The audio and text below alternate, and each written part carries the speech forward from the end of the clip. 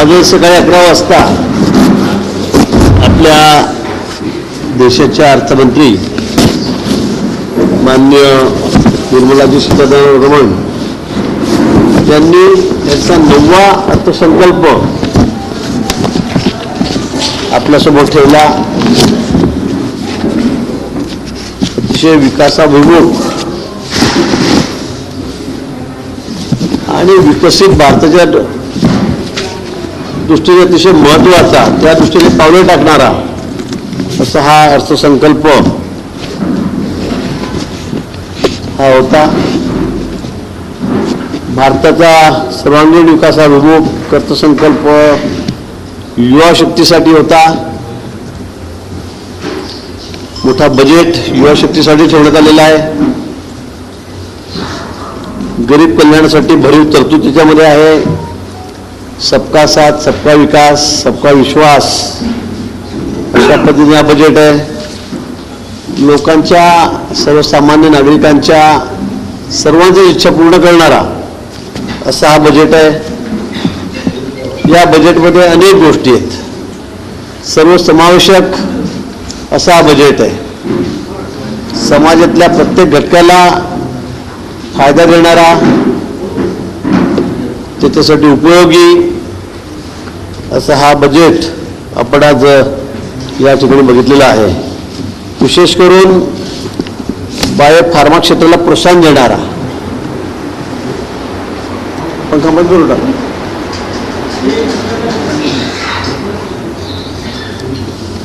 Solar असेल, green energy असेल, याला प्रोत्साहन देणारा. आपण बघितलं असेल 10-12 वर्षापूर्वी विजेची काय परिस्थिती देशामध्ये होती. शेतीला वीज मिळत नव्हती, उद्योजकांना वीज मिळत नव्हती, घर वापरासाठी सुद्धा लागणारी वीज ही किती कमी होती, किती लोडशेडिंग सुरू होतं. आणि आजची परिस्थिती, आज आपण या सोलरच्या, ग्रीन एनर्जीच्या माध्यमातून, पाण्याच्या माध्यमातून जी वीज आम्ही तयार करतो आहोत, पॉवर पंपिंगच्या संदर्भातून, तर ही खूप मोठ्या प्रमाणामध्ये. आणि येत्या 2-3 वर्षामध्ये आपल्याला असं चित्र दिसेल की आपल्याला वीज आता बाहेर द्यावी लागते, बाहेर राज्याने द्यावी लागेल. इतक्या मोठ्या प्रमाणावर विजेला प्राधान्य आपण या ठिकाणी दिलेलं आहे. हा शासनाचा दूरदृष्टिकोन आहे. कारण विजेशिवाय उद्योग चालू शकत नाही, शेती चालू शकत नाही, शहरं चालू शकत नाही. आणि म्हणून वीज ही आमच्यासाठी खूप महत्त्वाची आहे. पण या क्षेत्रामध्ये आपण आता लवकरच स्वयंपूर्ण होत आहोत. सोलरच्या बाबतीमध्ये शासनाने, केंद्र शासनाने असेल, राज्य शासनाने असेल, खूप मोठा पुढाकार घेतलेला आहे. मोठी सबसिडी या बाबतीमध्ये शासन देत आहे. पंप स्टोरेजच्या माध्यमातून, आमच्या धरणातून खूप मोठ्या वीज, त्याचे मोठे ॲग्रीमेंट झालेत, MOU झालेत गेल्या 6 महिन्यामध्ये. आणि खूप मोठ्या प्रमाणात वीज, जवळपास 1,00,000 MW वीज ही त्यातून तयार होणार. आणि मला वाटतं आपली गरज पूर्ण करून आता आपण लोकांना ती देणार आहोत. या विजेच्या माध्यमातून खरं म्हणजे वीज स्वस्त मिळणार आहे. कोळशातून मिळणारी वीज ही खूप महाग मिळते आणि त्याच्या 1/3 किमतीमध्ये आता आपल्याला ही वीज मिळणार आहे. त्यामुळे विजेचे दरही स्वस्त होणार आहेत. त्याची घोषणा मुख्यमंत्री महोदयांनी दरवर्षी 10% आता आपण त्याचे दर कमी करतो आहोत. आणि म्हणून मला वाटतं की एक मोठं पाऊल सरकारने उचललेलं त्या 11 वर्षातलं या ठिकाणी आहे. त्या ठिकाणी सेमीकंडक्टर मिशनला प्रोत्साहन देणार 40,000 कोटी रुपये त्यासाठी आपण ठेवलेले आहेत. आपण परदेशातून त्या सगळ्या गोष्टी आयात करतो आहोत. परकीय चलन त्यात जात आहे, टॅक्स आपण त्यात भरतोय. आणि आज AIच्या माध्यमातून सगळ्या दृष्टीने हे अतिशय महत्त्वाचं विषय आहे. आणि त्यामुळे सेमीकंडक्टर मिशन याला आता आपण प्रोत्साहन देणार आहोत. ते स्वदेशी आपण बनवणार आहोत. त्यासाठी 40 कोटीची तरतूद या ठिकाणी केलेली आहे. केमिकल पार्क आपण त्या ठिकाणी तर उभं करतो देशभरामध्ये. ही सुद्धा काळाची गरज आहे. विकसित भारत जर करायचा असेल तर या ठिकाणी याचा वापर केला पाहिजे. या ठिकाणी केमिकल पार्क उभे राहिले पाहिजेत. टेक्स्टाईल पार्कच्या बाबतीमध्ये सुद्धा त्या क्षेत्राला प्रोत्साहन देण्याचं काम या बजेटमध्ये सरकारने या ठिकाणी केलं आहे. मेगा टेक्स्टाईल पार्क आता आपण या ठिकाणी देशभरामध्ये उभारणार आहोत. त्याचबरोबर कौशल्य विकासाला चालना, MSME उद्योगांना प्रोत्साहन, त्यामुळे युवकांना या ठिकाणी रोजगार मिळणार आहे. आपण जोपर्यंत युवा शक्ती उपयोगात आणणार नाही, कामात आणणार नाही, तोपर्यंत देशही विकसित होऊ शकणार नाही. याची आपल्या सर्वांना कल्पना आहे. आता सर्वात केंद्रबिंदू काय असेल देशामध्ये, तर हा युवक आहे. तर या युवकाच्या हाताला काम मिळालं पाहिजे आणि म्हणून अशा पद्धतीने कौशल्य विकासाला चालना आहे. छोट्या मोठ्या लघुउद्योगांना, मध्यम उद्योगांना प्रोत्साहन आपण त्या ठिकाणी देतोय. त्यासाठी मोठी तरतूद या ठिकाणी केंद्र सरकारने या बजेटमध्ये या ठिकाणी केलेली आहे. आणि म्हणून मला वाटतं की हा सुद्धा अतिशय महत्त्वाचा विषय आहे की छोटे छोटे उद्योग सुरू करा, व्यवसाय सुरू करा, कौशल्य विकासाच्या माध्यमातून आपण त्याच्याकडे युनिट सुरू करा, स्टार्टअप असेल, स्टँडअप असेल, असे अनेक प्रकल्प मोदीजींनी आपल्याला दिलेत गेल्या काळामध्ये सुद्धा. आणि त्यांना सुद्धा आता चालना, प्रोत्साहन या ठिकाणी देण्याचं काम, त्याच्यावर भरीव तरतूद त्या ठिकाणी केलेली आहे. शहरी भागाचा आणि ग्रामीण भागाचा विकास यासाठी खूप मोठी तरतूद, जवळपास 12.5 लाख कोटी रुपयाची भांडवली तरतूद या ठिकाणी बजेटमध्ये केलेली आहे. 5 लाखाच्या वरची जी गावं आहेत, 5 लाखाच्या आतली जी गावं आहेत, त्यांच्यासाठी सुद्धा मोठी भरीव तरतूद. त्यांचाही विकास झाला पाहिजे, तेही डेव्हलप झाले पाहिजेत, तिथे रोजगार निर्माण झाला पाहिजे. आणि 5 लाख लोकसंख्या जिथे असेल त्या लोकसंख्येच्या आतल्या शहरांना सुद्धा आता आम्ही सक्षम करणार आहोत. त्यांच्या ठिकाणी ज्या बेसिक गरजा आहेत त्यासुद्धा आपण त्या ठिकाणच्या पूर्ण करणार आहोत. आणि शहरावरचा ताण कमी होईल. आजकाल लोक उठले की सगळं शहराकडे जात आहेत, शहरावरचा ताण वाढतोय. मग तिथल्या सगळ्याच पाण्याच्या सिस्टीम असतील, ड्रेनेज सिस्टीम असतील, पार्किंगच्या व्यवस्था असतील, रोड असतील, तिथे सगळा लोड तिथे वाढतोय. आणि म्हणून मला असं वाटतं की या सगळ्या गोष्टी कमी करण्यासाठी, हा लोड कमी करण्यासाठी जी छोटी गावं आहेत, शहरं आहेत, त्यांचाही विकास झाला पाहिजे. आणि म्हणून त्यासाठी सुद्धा मोठी भरीव तरतूद सरकारने या ठिकाणी केलेली आहे. आपण बघितलं असेल, राज्याचा विकास करायचा असेल, राज्याला देशाला पुढे जायचं असेल, राज्यांना पुढे जायचं असेल, तर तिथलं ट्रान्सपोर्टेशन चांगलं असलं पाहिजे. वाहतुकीशिवाय कुठलाही देश पुढे जाऊ शकत नाही. आपण एक म्हणतो की अमेरिका श्रीमंत आहे म्हणून तिथले रस्ते चांगले आहेत, तर तसं नाही आहे. तर तिथले रस्ते चांगले आहेत म्हणून अमेरिका श्रीमंत आहे, तिथलं ट्रान्सपोर्टेशन चांगलं आहे म्हणून देश विकसित आहेत, ते पुढे जात आहेत, हे खरं आहे. आणि म्हणून आपल्याकडे तुम्ही 12 वर्षापूर्वी बघितलं असेल तर रस्त्यांची अवस्था काय होती, ट्रान्सपोर्टेशनची अवस्था काय होती, आणि आज काय? आज सगळीकडे 6 पदरी 4 पदरी रस्ते, 8 पदरी रस्ते मोठे व्हायला होत आहेत. सगळे देशभरातले अगदी कान्याकोपऱ्यातले रस्ते, जे स्टेट हायवे आहेत, नॅशनल हायवे आहेत, आता सगळे सिमेंटचे होत आहेत. ग्रामीण भागामध्ये सुद्धा आपण आता निर्णय केलेला आहे की सगळे रस्ते तर सिमेंटचे करायचे आहेत. मी ग्रामीण विकास मंत्री होतो 2 वर्षापूर्वी 1.5 वर्षापूर्वी, त्यावेळेला आपण हा निर्णय घेतलेला आहे. त्या पद्धतीनेच कामं त्या ठिकाणी सुरू आहेत. रस्ते जर चांगले असतील तरच ट्रान्सपोर्टेशन चांगलं असेल, आणि ट्रान्सपोर्टेशन चांगलं असेल तरच देश विकसित होऊ शकतो, विकास करू शकतो. हे सगळं गणित आहे. आणि म्हणून मला वाटतं की या संदर्भामध्ये आता आपण सगळे रस्ते अतिशय सुंदर केलेले आहेत. अजूनही रात्रंदिवस कामं सुरू आहेत. ब्रिजेस असतील, रस्ते असतील, यांना अतिशय वेगाने आपण त्या ठिकाणी सुरुवात केलेली आहे. खूप मोठ्या ते कमी झालेले आहेत. गडकरी साहेब त्या खात्याचे मंत्री आहेत. पण याचबरोबर नुसतं रोडच नाही तर रेल्वे. आपण बघितलं असेल 11 वर्षामध्ये मोदीजी पंतप्रधान झाल्यापासून रेल्वेला किती प्राधान्य आलं आहे, किती प्राधान्य मिळालेलं आहे. सगळे प्लॅटफॉर्म असतील, आता शहरामधले रेल्वे थांबे असतील, ते आता आपण किती सुंदर करतो आहोत. आधी स्लायडिंग जिने कधी नव्हती, लोकांना सगळं सामान जीवनमान लाभा, वृद्ध असतील, सिनियर सिटीजन असतील, त्यांचे काय हाल होत होते.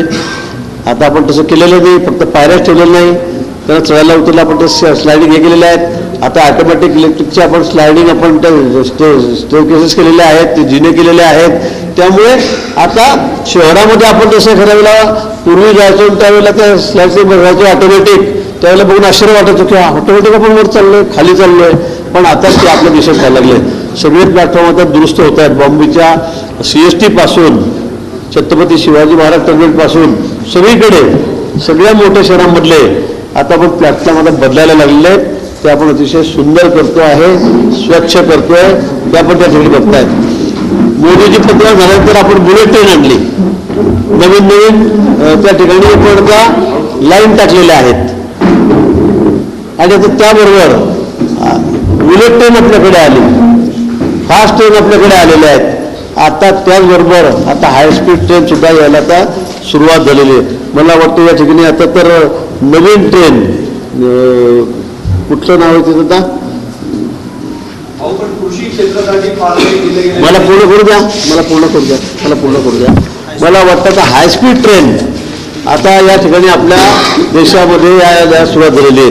त्या ठिकाणी सुरुवातही झालेल्या आहेत. आपण बघितलं असेल की या ठिकाणी मुंबई पुणे ही हायस्पीड ट्रेन ते अतिशय 1.5-2 तासामध्ये तरी आपल्याला पुण्याला सोडणार आहे मुंबईहून. आपण पुणे ते हैदराबाद ही हायस्पीड ट्रेन सुरू झाली आहे. त्याचा उल्लेख निर्मला सीतारामन या ठिकाणी केलेला आहे. अशा अनेक ट्रेन अनेक लाईन आता नवीन पडतात. आपण बघा तिकडे नवीन लाईन पडतात रेल्वेच्या आणि त्यामुळे आता रेल्वे वाहतूक सुद्धा सुरळीत व्हायला सुरुवात झालेली आहे. त्याचबरोबर सर्वात महत्त्वाचं उद्योग क्षेत्राला चालना द्यायची असेल, प्रवासाला चालना द्यायची असेल तर विमान सेवा. आता विमान सेवेच्या बाबतीमध्ये सुद्धा या ठिकाणी गेल्या 11 वर्षामध्ये जेवढी विमानतळं होती त्याच्या दुप्पट किंवा दुप्पटपेक्षा जास्त विमानतळं आज जवळपास 176 विमानतळं ही या ठिकाणी तयार झाली. 176 विमानतळं म्हणजे गेल्या वेळेपेक्षा 11 वर्षापेक्षा दुप्पट विमानतळं आता देशामध्ये या ठिकाणी सुरू आहेत. वेगवेगळ्या योजना आहेत. ज्या ठिकाणी जिल्हे आहेत त्या ठिकाणी सरकार त्या ठिकाणी अनुदान देते कंपन्यांना, विमान कंपन्यांना. अर्ध भाडं ते देत आहेत. पूर्ण प्रवासी नसतील तर त्याचं भाडं सरकार त्या ठिकाणी देत आहे. पण ही सेवा चालली पाहिजे. त्याशिवाय आता कुठे उद्योग वाढणार नाही, व्यवसाय वाढणार नाही, व्यापार वाढणार नाही, प्रवाशांची सोय होणार नाही. आणि म्हणून मला वाटतं की या योजना आणून उडान योजनाच्या संदर्भात एक उदाहरण असेल. उडान योजनेच्या माध्यमातून विमान कंपन्यांना आपण तयार केलं कारण त्यांना ते परवडत नाही, पण सरकार त्याचे पैसे देणार आहेत. पॅसेंजर तुम्हाला 65-100ची त्याची कॅपॅसिटी आहे, तुम्हाला 50 सीट मिळत आहेत, 50 सीटचे पैसे सरकार त्यांना देणार आहेत. अशा पद्धतीने त्यांना प्रोत्साहन देऊन या ठिकाणी अशा सेवा ज्या आहेत त्या आता आपण सुरू केलेल्या आहेत. आणि म्हणून ट्रान्सपोर्टेशनच्या बाबतीमध्ये जोपर्यंत तुमची वाहतूक सुरळीत होणार नाही, तुमची म्हणजे जो तुमचा शेतीचा माल असेल, व्यापाराचा माल असेल, हा घेऊन देण्यासाठी चांगली व्यवस्था होणार नाही तोपर्यंत मला वाटतं देश प्रगती करणार नाही, विकसित होणार नाही. हा त्या मागचाच आहे. या ठिकाणी ट्रान्सपोर्टच्या बाबतीमध्ये तर जलवाहतुकीला सगळ्यात जास्त महत्त्व देण्यात आलेलं आहे. जलवाहतूक ही सगळ्यात स्वस्त वाहतूक आहे. आज जगामध्ये जलवाहतूक ही सगळ्यात म्हणजे विमानाने नेण्यापेक्षा, ट्रेनने नेण्यापेक्षा, ट्रकने, लॉरीने नेण्यापेक्षा मला वाटतं सगळ्यात वाहतूक स्वस्त कुठली आहे तर ती जलवाहतूक आहे. तिथल्या रस्त्यांना मेंटेनन्स नाही आहे, त्यांना खर्च नाही आहे. आणि म्हणून आज जगामध्ये सगळ्यात सोपी आणि स्वस्त वाहतूक ही जलवाहतूक आहे. आजच्या या बजेटमध्ये सगळ्यात मोठं प्राधान्य आता वाहतुकीमध्ये जलवाहतुकीला त्या ठिकाणी दिलेलं आहे की ज्यामुळे सगळ्या मालाचं इकडे तिकडे नेणं आणं राष्ट्रीय असेल आंतरराष्ट्रीय असेल हे याच्यामध्ये सुकर होणार आहे. आणि म्हणून याला सुद्धा महत्त्व देण्यात आलेलं आहे. आणि या सगळ्या गोष्टी जर झाल्या तर मला वाटतं आपला देश हा अधिक प्रगती करणार आहे. विकसित राष्ट्र जे म्हणतो आपण त्या दृष्टीने आपली वाटचाल ही अधिक वेगाने त्या ठिकाणी होणार आहे. या क्षेत्राला प्रोत्साहन देण्यात येणार आहे. आज या शिवाय आपल्याला माहिती आहे कशा पद्धतीने सगळी कामं चाललेली आहेत. आणि म्हणून या क्षेत्राला आपण अधिक प्रोत्साहन दिलेलं आहे. आपण बघितलं की गरिबी हटवण्यासाठी हे सर्वसामान्य गरीब माणसाचं शासन आहे. 25 कोटी गरिबांना आता आपण मोफत धान्य या ठिकाणी देतो आहोत. गेल्या 11 वर्षापासून गरिबांना आपण धान्य दिलं, गरिबांना घरं दिली, घरापर्यंत पाणी दिलं, रस्ते दिले, शौचालय दिले, अनेक आरोग्याच्या व्यवस्था या मागच्या बजेटमधल्याच आहे त्यांना सुद्धा आपण आता चालना देणार आहोत. पण त्याचबरोबर आता कॅन्सर सगळ्यात मोठ्या प्रमाणात देशामध्ये काय असेल, राज्यात काय असेल तर कॅन्सरचं आहे. टाटा हॉस्पिटलच्या बाहेर झोपायला सुद्धा जागा मिळत नाही फुटपाथवर. आणि कॅन्सरचं प्रमाण इतकं मोठं प्रमाण वाढलं आहे की अगदी 25पासून 30पासून तरुणांपासून सगळ्यांना आता कॅन्सर होत आहेत. आणि म्हणून या कॅन्सरची जी औषधं आहेत ती अनेक बाहेरून येत आहेत, आपण इम्पोर्ट करतोय आणि त्याच्यावर टॅक्स जास्त असल्यामुळे ही खूप खर्चिक आहेत, खूप महागाई आहेत, सर्वसामान्य गरीब माणसाला न परवडणारी आहेत. आणि म्हणून याच्यावरचे आता टॅक्स आता आपल्या सरकारने माफ केलेले आहेत. डायबिटीस सारखा आजार आता हा सर्रास झालेला आहे. आज मला टक्केवारी सांगता येणार नाही पण अगदी लहान मुलांपासून सुद्धा हे आजार आता सुरू झालेले आहेत. 40 नंतर 50 नंतर तर सगळ्यांना आता बहुतेक 90% 80% लोकांना डायबिटीस आहे. आणि म्हणून हे औषध स्वस्त व्हावं, सर्वांना परवडावं म्हणून याच्यावरती सुद्धा टॅक्स आता सरकारने कमी केलेले आहेत. अशा अनेक गोष्टी आहेत. मेडिकलच्या बाबतीमध्ये अजूनही सांगेल की मेडिकल टुरिझम या ठिकाणी याला मोठी प्रोत्साहन त्या ठिकाणी देण्यात आलेली आहे. बाहेरचे लोक आपल्याकडे येऊन कसे आपले उपचार करतील, आपल्याला परकेशन कसं मिळेल, त्यासाठी मेडिकल टुरिझमला सुद्धा महत्त्व देण्यात आलेलं आहे, मोठ्या प्रमाणात महत्त्व देण्यात आलेलं आहे. आरोग्य संस्थेच्या बळकटी करण्यासाठी योग आणि आरोग्य क्षेत्राला तर चालना देण्यात आलेली आहे. योग आणि आयुर्वेदाचं महत्त्व आपल्या देशामध्ये मोठं आहे, परकीयांना तिथं आकर्षणही आहे आणि मग त्यांना चालना देण्यासाठी अनेक सोयी सुविधा त्या बाबतीमध्ये सुद्धा त्या ठिकाणी देण्यात आलेल्या आहे. मेडिकल हब ते फक्त आता मी सांगेन तुम्हाला की फक्त जळगावला होतं, हे मेडिकल हब सुद्धा आता देशभरामध्ये 5 उभे होणार आहेत. मेडिकल हब त्या ठिकाणी उभे होणार आहेत. सिनियर सिटीजन जे आहेत त्यांना अधिक सोयी सुविधा मिळाल्या पाहिजेत. त्याचे जे बिचारे वयोवृद्ध आहेत ते सुद्धा लाईन लावून बसले असतात, त्यांना त्या ठिकाणी सुविधा मिळत नाही आणि म्हणून त्यांना सुद्धा चांगल्या सोयी सुविधा मिळाल्या पाहिजे आरोग्याच्या. म्हणून एक वेगळी योजना सरकारने केलेली आहे. जवळपास 1.5 लाख व्हॉलेंटियर्स त्यासाठी ट्रेनिंग देऊन पगारी हे त्यांच्यासाठी त्यांना मदत करण्यासाठी असिस्ट करण्यासाठी हे त्या ठिकाणी ठेवलेले आहेत. जवळपास 1.5 लाख लोकांना त्यातून रोजगार मिळणार आहेत आणि ते सिनियर सिटीजनांना मदत करणार आहेत. त्यांना हुडकून शोधून कोणाला काय आवश्यकता आहे काय नाही आहे ते बघून त्यांना ते या ठिकाणी मदत करणार आहेत. मुलींसाठी शिक्षण हे आपलं धोरण आहे, राज्याचं आहे केंद्राचं आहे, पण यावेळेला प्रत्येक जिल्ह्यामध्ये आता मुलींसाठी वसतिगृह केंद्र शासनाने आज बजेटमध्ये आता सांगितलं आहे की मुलींना शिक्षणासाठी प्रोत्साहन देण्यासाठी आता हॉस्टेलची व्यवस्था.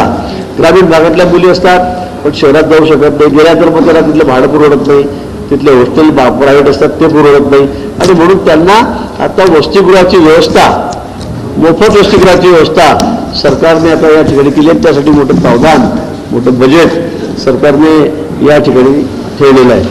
पर्यटन क्षेत्र आज आपण बघितलं की पर्यटन जे आहे ते आज जर चालना दिली तर हे सगळ्यात महत्त्वाचं रोजगाराचं साधन कुठलं असेल, आज विभाग कुठला असेल तर मला वाटतं पर्यटन विभाग आहे. पर्यटन विभागाच्या माध्यमातून मोठा रोजगार उभा राहू शकतो. गेले 2 वर्ष सुद्धा माझ्याकडे पर्यटन खाते 1.5-2 वर्ष होतं.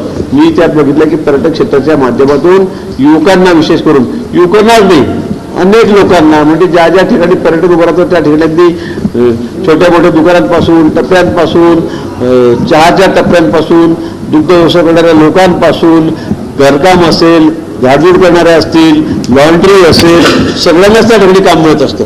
आणि सगळ्यात मोठा रोजगार मी सांगेल इंडस्ट्री सरकार त्याच्याबरोबरीत हा पर्यटनातून निर्माण होतो. अनेक देश आपण बघतो युरोप खंडातले असतील तिथे पर्यटनावर सगळे देश त्या ठिकाणी चाललेले आहेत. गोव्यासारखं राष्ट्र असेल, काश्मीर असेल, आपण बघा त्या ठिकाणी उत्तराखंड असेल, हे सगळे पर्यटन चालतात. टॅक्सी आहेत, ड्रायव्हर आहेत, गाडी आहेत, क्लिनर आहेत, त्याची कामं करणारे लोक आहेत, मग रिपेअर करणारे गॅरेज आहेत. मला वाटतं यावर खूप मोठा रोजगार अवलंबून असतो आणि पर्यटन खातं जे आहे त्याला सुद्धा आता मोठ्या प्रमाणामध्ये चालना देण्यात येणार आहे आणि त्यातून परकीय चलन सुद्धा आपल्याला तेवढंच मिळत असतं आणि म्हणून त्याला सुद्धा चालना देणारं त्या त्याचा उल्लेख या बजेटमध्ये या ठिकाणी करण्यात आलेला आहे. फिशरीला तुम्ही कृषीचं विचारलं, तुम्ही क्रीडा क्षेत्रामध्ये आपण बघितला उल्लेख केला. क्रीडा क्षेत्रामध्ये चांगले खेळाडू तयार व्हावेत त्यासाठी शासनाची भूमिका प्रत्येकाची भूमिका तुम्हाला माहीत आहे. 11 वर्षापासून किती प्रोत्साहन त्यांना आपण त्या ठिकाणी देतोय आणि म्हणून चांगले प्रशिक्षक तयार व्हावेत, त्यांना सुद्धा प्रशिक्षण, चांगले प्रशिक्षक आपण या ठिकाणी नेमणार आहोत, त्यांची वेगळी नेमणूक या ठिकाणी करणार आहोत. क्रीडा साहित्य जे आपल्याला बाहेरून जास्त आणावं लागतं आपल्या देशामध्ये कमी तयार होत होतं, आता याला सुद्धा चालना देण्यात आलेली आहे आणि सगळं जे साहित्य आहे या क्रीडा क्षेत्रातलं हे आपल्या देशात कसं तयार होईल, स्वदेशी कसं राहील त्यासाठी सुद्धा त्याला चालना देण्यात आली आहे. त्याच्यासाठी वेगळ्या बजेटची व्यवस्था त्या ठिकाणी करण्यात आली आहे. म्हणजे विद्यार्थी असतील, खेळाडू असतील, प्रशिक्षक असतील, त्याचे ट्रेनर असतील, त्याचं साहित्य असेल हे सुद्धा देशी असलं पाहिजे यावर सरकारने भर दिलेला आहे आणि पुढच्या भविष्यकाळामध्ये चांगले खेळाडू कसे तयार होतील हा यामागचा त्या ठिकाणी उद्देश आहे. महिला सशक्तीकरणासाठी बरीच बजेट या ठिकाणी करण्यात आलेलं आहे. लखपती दिदी असतील, बचत गट असतील, या माध्यमातून महिलांना काम कसं मिळेल, जास्तीत जास्त नोकऱ्या कशा मिळतील यासाठी सुद्धा सरकारने या ठिकाणी या बजेटमध्ये लक्ष दिलेलं आहे. विद्यार्थ्यांसाठी सुविधा वाढवणारं बजेट आहे. विद्यार्थ्यांना सुद्धा वेगवेगळ्या क्षेत्रामध्ये नुसतं पारंपरिक शिक्षण नाही, पारंपरिक शिक्षण नाही पण तू ग्रॅज्युएट झाला, 12वी झाला, BA झाला, BCom झाला, BSc नाही तर रोजगाराभिमुख शिक्षण देण्यासाठी सरकारने या ठिकाणी भर टाकलेला आहे. मुलाला बाहेर पडल्याबरोबर त्याला नोकरी मिळाली पाहिजे, त्याच्या हाताला काम मिळालं पाहिजे आणि त्याचा आजकाल रोजगार नुसता भरकटलेला आहे. मग तो कुठेतरी नशेच्या अधीन होतोय, व्यसनाधीन होतोय. त्यापेक्षा त्याला 12वी झाला, 10वी झाला की त्याला शिक्षण असं दिलं गेलं पाहिजे की त्याला लगेच रोजगार मिळाला पाहिजे. त्या दृष्टीने शासनाने या ठिकाणी आता पुढाकार घेतलेला आहे। या अर्थसंकल्पित तूट कमी करण्याकडे शासनाचा या ठिकाणी आता मोठा भर आहे। यावेळेला असं वाटतं खूप मोठी तूट, पण ही तूट उलट कमी झालेली आहे। ती तूट या ठिकाणी नाही आहे, कमी झालेली आहे। कर भरण्याच्या बाबतीमध्ये, इन्कम टॅक्सच्या बाबतीमध्ये अतिशय चांगली सुविधा सरकारने या ठिकाणी, हा कर सहज भरता यावा, याच्यामध्ये कुठे कॉम्प्लिकेशन नको, फार त्याच्यामध्ये काही अशा अनेक लोकांना मग अडचणी येतात, खूप याच्यामध्ये किचकटपणा असतो, हा सगळा दूर केलेला आहे। हा सगळा दूर करून आधी ही व्यवस्था अतिशय सुलभ कशी होईल, सोयीची कशी होईल, यासाठी यामध्ये आता बदल करण्यात आलेला आहे। याची मुदतसुद्धा आता 1 महिना वाढवलेली आहे। आपल्याला माहिती आहे जून होती, आता ती जुलै गेली 1 महिना वाढवलेली आहे। जुलै होती व्यावसायिकांसाठी ती 1 महिन्याच्या ठिकाणी वाढवलेली आहे, जेणेकरून लोकांना त्रास होता कामा नये। मागच्या काळात आपण बघितलं GSTमुळे किती ही सगळी व्यवस्था सुलभ झालेली आहे। जे 10 ठिकाणी कर भरावे लागत होते ते तर एकाच ठिकाणी भरावे लागत आहेत, ही लोकांची व्यवस्था झाली। ही व्यापारी असतील, उद्योजक असतील, यांची व्यवस्था करण्यात आली आहे। त्यामुळे या सगळ्या ज्या व्यवस्था आहे या आता देशामध्ये सुलभ होत चाललेल्या आहे। सुरुवातीला लोकांनी खूप टीका टिप्पणी केली, पण आज त्याला ती इतकी सुलभ वाटते की लोक म्हणतात सगळ्यात चांगली सगळी प्रणाली ही कर भरण्याची ही आपल्याकडे, म्हणजे GSTची असेल किंवा इन्कम टॅक्सची असेल, ती आपल्या देशामध्ये या ठिकाणी सुरू झालेली आहे। आणि म्हणून मला वाटतं की अनेक गोष्टी आहेत, अनेक गोष्टी या ठिकाणी आज बजेटमध्ये आलेल्या आहेत आणि त्यामुळे मला असं वाटतं की आता आपला देश सगळ्या दृष्टीने म्हणजे म्हणजे आपल्याला 20 ते 47 हे आता टार्गेट ठेवलेलं आहे। 20 ते 47 मध्ये आपल्याला आपल्या देशाला पुढे न्यायचं म्हणजे याला महासत्ता करायचं आहे, या ठिकाणी विकसित करायचं आहे, नंबर 1 वर न्यायचं आहे। आज आपण नंबर 4 वर या ठिकाणी आलेलो आहोत, 5 वर या ठिकाणी आलेलो आहोत। जपानसारख्या राष्ट्राला आपण मागे टाकलेला आहे। म्हणजे कोरोनासारख्या संकटावर मात करून आपण एवढ्या वेगाने पुढे चाललेलो आहोत। आणि म्हणून मला वाटतं या 11 वर्षामध्ये जे बदल झालेले आहेत ते खरं लक्षणीय आहे। मोदीजींच्या काळामध्ये जे निर्णय घेतले गेले अतिशय क्रांतिकारी निर्णय या सगळ्या बाबतीमध्ये या ठिकाणी घेतलेले आहेत। आणि शेतकरी असतील, महिला असतील, विद्यार्थी, व्यावसायिक, नोकरदार यांना लाभदायक असं बजेट आहे। समाजातील सर्व घटकांना समावेशक विकासाचं बजेट आहे। आरोग्य असेल, उद्योग, पर्यटन, क्रीडा, पशुसंवर्धन, मत्स्य व्यवसाय, रोजगार निर्मिती, देशाचं संरक्षण इत्यादी सर्व क्षेत्राच्या विकासासाठी पूरक असं हे बजेट आहे। पशुसंवर्धनासाठी सुद्धा मोठं बजेट या ठिकाणी करण्यात आलेलं आहे। पशुसंवर्धन वाढलं पाहिजे, दुग्ध वाढलं पाहिजे, मत्स्य व्यवसाय वाढला पाहिजे, यासाठी मत्स्य व्यवसायासाठी सुद्धा मोठी तरतूद या बजेटमध्ये या ठिकाणी करण्यात आलेली आहे। देशामध्ये पूर्वी साधी बंदूक तयार होत नव्हती, आपल्या साधी रिव्हॉल्वर जरी घ्यायची तरी ती आपल्याला परदेशातून इम्पोर्ट केलेली जी इकडचे देशाला, कारण गेल्या 25-30 वर्षापासून इम्पोर्टला सुद्धा बॅन होता वेपनच्या कुठलाही, पण इथे आपल्या देशात काही तयार होत नव्हतं। मोदीजी पंतप्रधान झाल्यानंतर आपल्या देशामध्ये सगळे वेपन आता तयार व्हायला लागलेले आहेत। जे म्हणजे बाहेरचे बनावटी, जे परदेशी बनावटी जे वेपन्स होते, जे आपल्याला 10, 15, 20 लाखाला विकत घ्यावे लागले होते ते जुने, ते पण 25, 30, 40, 50 वर्षापूर्वीचे जुने सगळे वेपन असायचे, कारण इम्पोर्टला आपल्याकडे बंदी होती। आणि त्यामुळे आता ते त्याच पद्धतीचे, त्याच दर्जाचे, त्याच कंपन्यांचे वेपन आता देशामध्ये बनायला लागलेले आहेत। आता फायटर जेट आपण बघितलं असेल, तो जरला आपल्याला आता फायटर जेट विमानं त्या ठिकाणी बनायला लागलेले आहेत, रणगाडे बनायला लागलेले आहेत। परवा आपण ग्राउंडवर त्या ठिकाणी बघितलं असेल, आपल्या या ठिकाणी पाणबुड्या तयार व्हायला लागलेल्या आहेत। सगळे प्रकारचे युद्ध साहित्य असणार सगळे हे आपल्याकडे आता आपल्या देशामध्ये बनायला लागलेले आहे।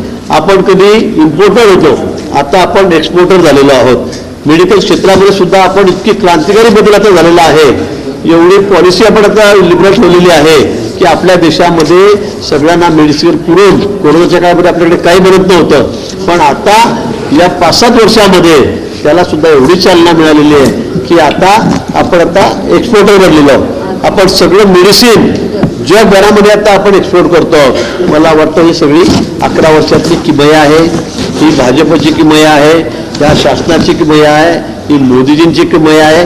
आणि त्यामुळे मला असं वाटतं की हा जो देश आहे, हा देश या ठिकाणी विकासाच्या दृष्टीने आता पुढे पावलं टाकायला लागलेला आहे। कृषी क्षेत्राचं तुम्ही विचारलेलं आहे, कृषी क्षेत्रामध्ये सरकारचं सर्वात जास्त लक्ष मी असं म्हणेल की कृषी क्षेत्रामध्ये या ठिकाणी आहे। या ठिकाणी कृषी क्षेत्राच्या बाबतीमध्ये सोलर पंप असेल, आपण शेतकऱ्यांना आता सगळ्यांना मोफत दिलेले आहेत. शेतकऱ्यांना आपण 1000 रुपये महिन्याला छोट्या मोठ्या शेतकऱ्यांना खर्चाला त्या ठिकाणी देतो आहोत. अनेक सगळ्या योजनांवर सबसिडी आपण त्या ठिकाणी केलेली आहे. डीबीटी पद्धत आहे, कुठे भ्रष्टाचार होऊ नये म्हणून, आणि म्हणून डीबीटीच्या माध्यमातून आता डायरेक्ट अकाउंटमध्ये शेतकऱ्यांचे पैसे हे आपण त्या ठिकाणी देतो आहोत. कृषी मालमत्तेचं उत्पन्न दुप्पट कसं होईल, तिप्पट कसं होईल यासाठी सुद्धा उल्लेख शासनाच्या बजेटमध्ये अर्थमंत्र्यांनी या ठिकाणी केलेला आहे. नारळ संशोधन केंद्र आपण त्या ठिकाणी उभं करणार आहोत. काजूच्या बाबतीमध्ये काजू शेती करतात त्याच्यासाठी विशेष तरतूद या ठिकाणी आपण या ठिकाणी उभी केलेली आहे. किसान क्रेडिट कार्डची या ठिकाणी आपण व्यवस्था या ठिकाणी केलेली आहे. अनेक योजना आहेत की ज्या शेतकऱ्यांसाठी सुद्धा आहे. त्यांना जे लागणारं साहित्य आहे त्याच्यावर सबसिडी मोठ्या प्रमाणात देण्यात आलेली आहे.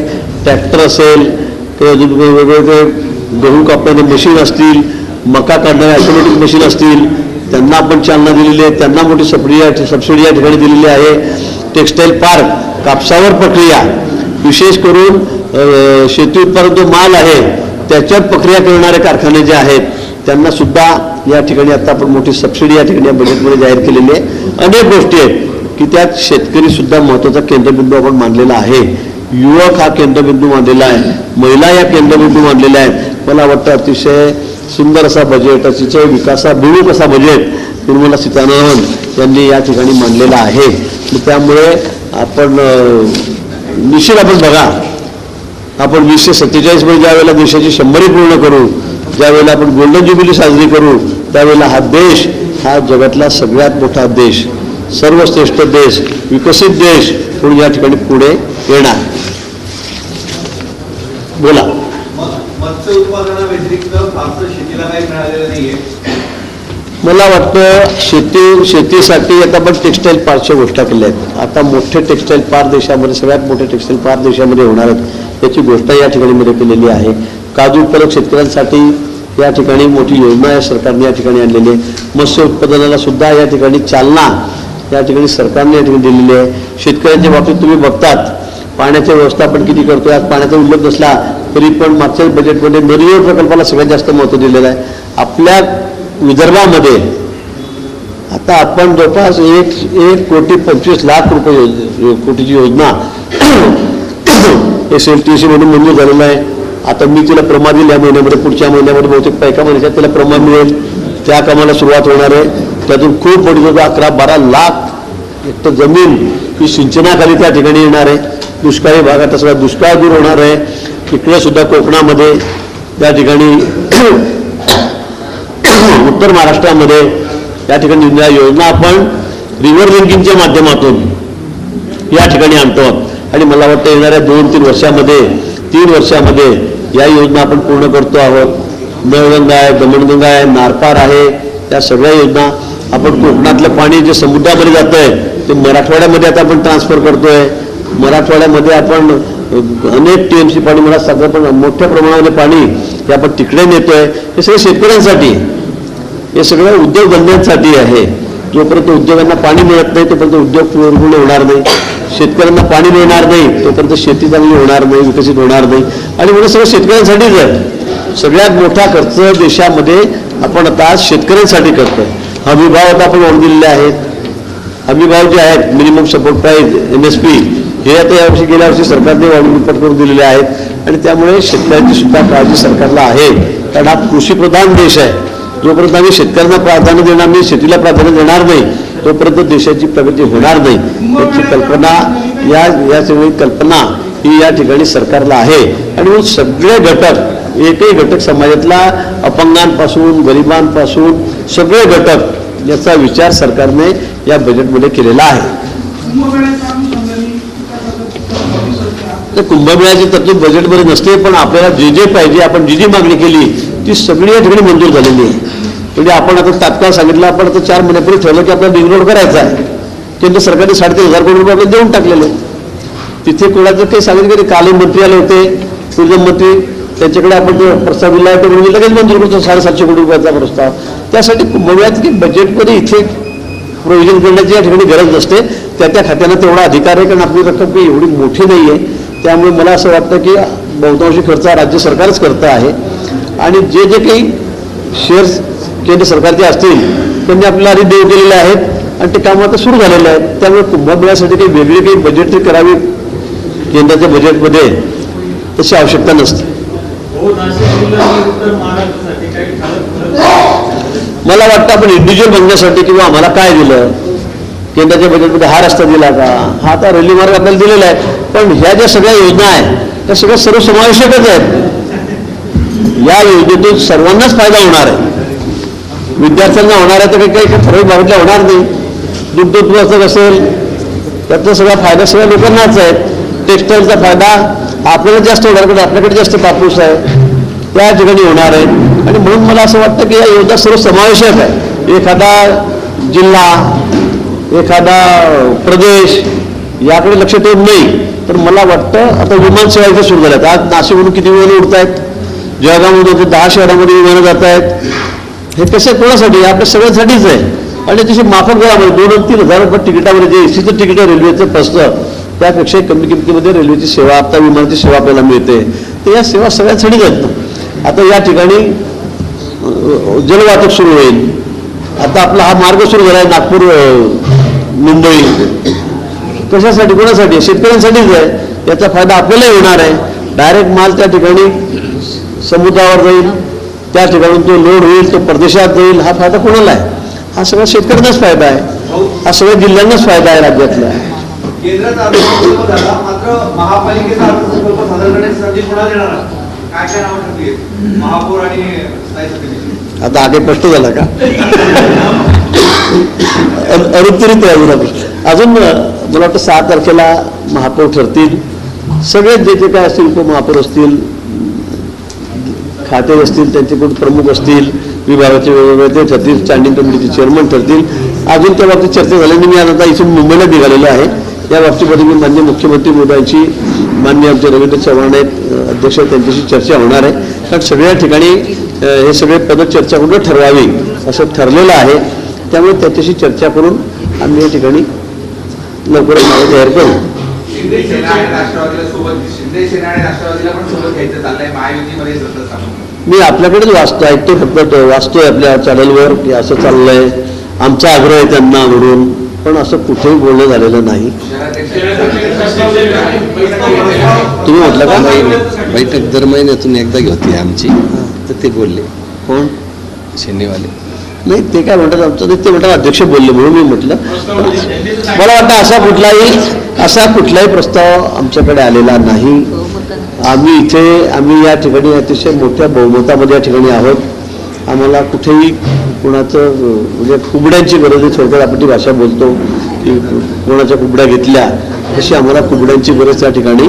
आमचे 72 नगरसेवक आहेत, अजून 4-5-6 आमच्याकडे येणारे आहेत, म्हणजे आमचे जवळपास 78-80 ठिकाणी होत आहेत आणि त्यामुळे तशी आवश्यकता नाही. तर मला सांगा आम्ही वेगवेगळे लढलेलो आहोत. आम्ही एकत्र लढलो असतो तर मग बिलकुल नक्की आम्ही तेच केलं असतं. आम्ही जळगावला आम्ही एकत्र लढलो आहे. आमचे 47 लोक, अजून 4 आमच्याकडे आले, आमचे 51 झाले 74 पैकी. किती झाले? 51. सेनेचे 20 लोक आहेत, पण आम्ही सोबत लढलेलो आहे. आम्ही 100% ठिकाणी निवडून आलेलो आहोत. ते 20 ठिकाणी निवडून आलेले आहेत. त्यामुळे जागा 23 दिलेल्या होत्या, पण ते तिथे आम्ही त्यांना सत्तेमध्ये सहभागी केलेलं आहे. तो विचार आमचा चाललेला आहे. आम्ही त्यांच्या उद्या मिटिंग, आता मी काही जात नाही आहे, पण आमचे राजू मामा भोळे आमदार आहेत, मंगेश चव्हाण, मी त्यांच्याकडे जबाबदारी आम्ही सोपवली, पक्षाने सोपवलेली आहे. तर त्यांना म्हटलं तुम्ही एकदा बघा, बोला आणि नंतर मग आपण मी एकदा येईल त्यावेळेला आपण ठरवू. पण तिथे आम्ही सोबत लढलेलो आहोत, त्या ठिकाणी आम्ही मग भागीदार आहोत. पण ज्या ठिकाणी आम्ही विरोधातच लढलो आणि त्या ठिकाणी आमचं जवळ बहुमत असेल तर मग आम्हाला आमच्या कार्यकर्त्यांची सोय बघावी लागेल. पण या बाबतीमध्ये जो अंतिम निर्णय कुठला झालेला नाही.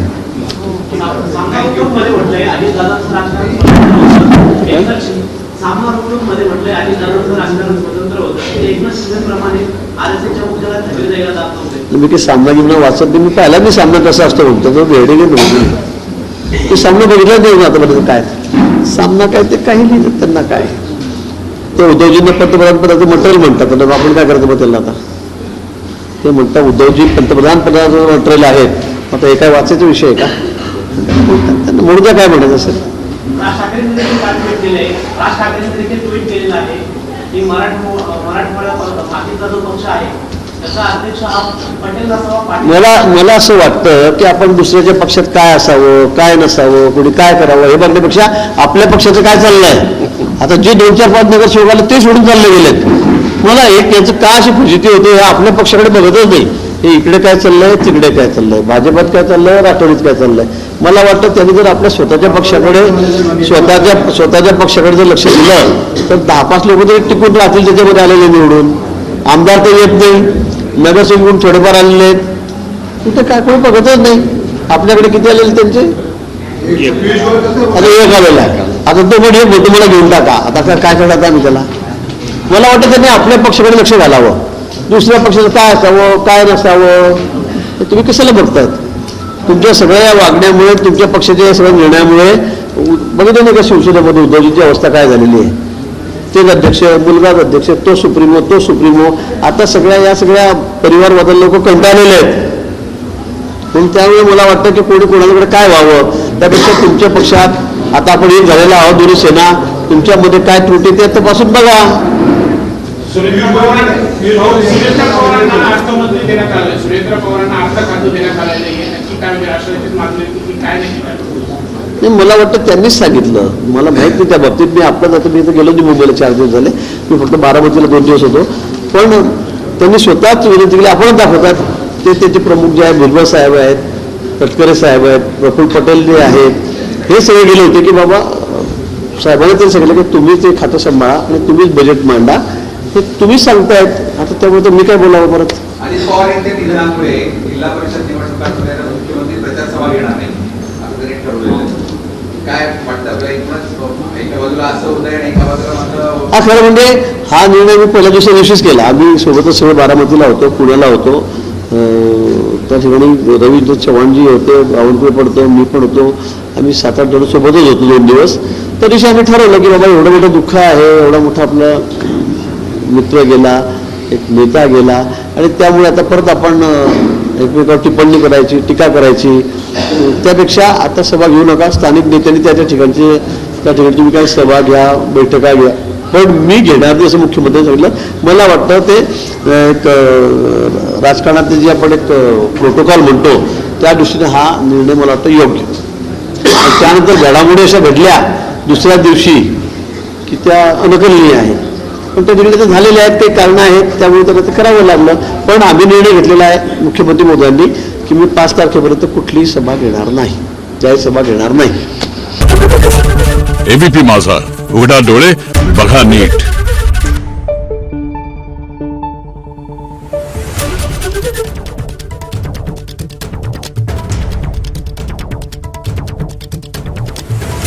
Thank you.